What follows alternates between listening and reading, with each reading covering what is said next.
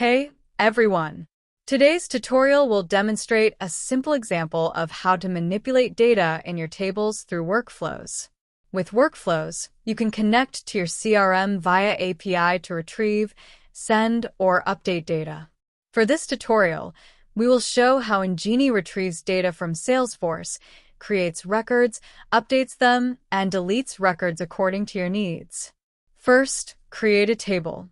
If you're unsure how to do this, you can watch our tutorials on creating tables and workbooks. In this case, the key data points we need are name, stage is closed, and status.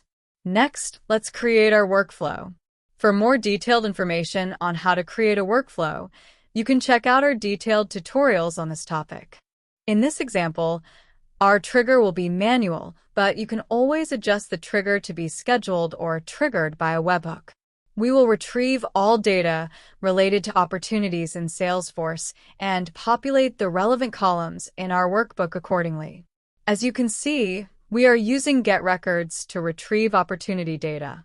You can control how much data is retrieved by specifying a number in the top N field. If you leave it empty, it will retrieve all the stored data. Next, we will use a for loop to store each record with its name, stage, and whether the opportunity is closed or not.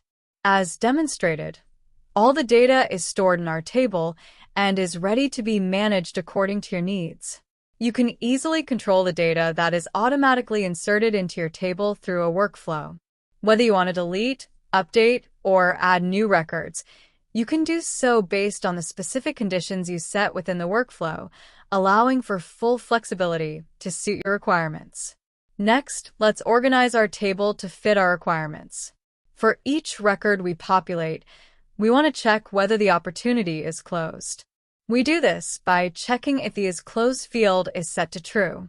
If the condition is met, meaning the opportunity is closed, we move to the if yes block and update the record status to done.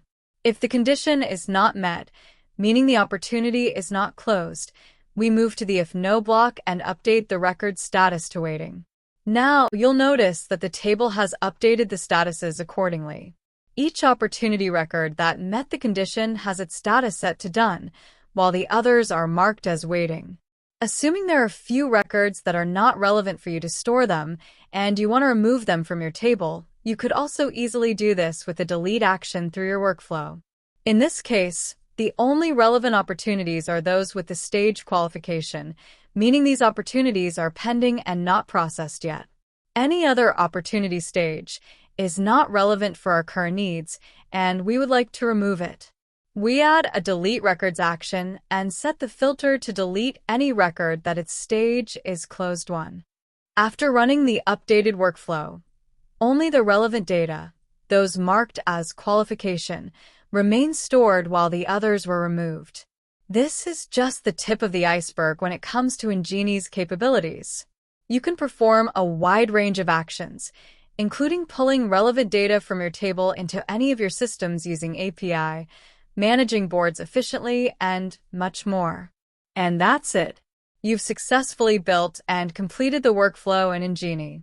This workflow will streamline your data management and organization, making it more efficient and tailored to your needs. I hope you found this tutorial helpful. If you have any questions or need further assistance, feel free to reach out. Thanks for watching.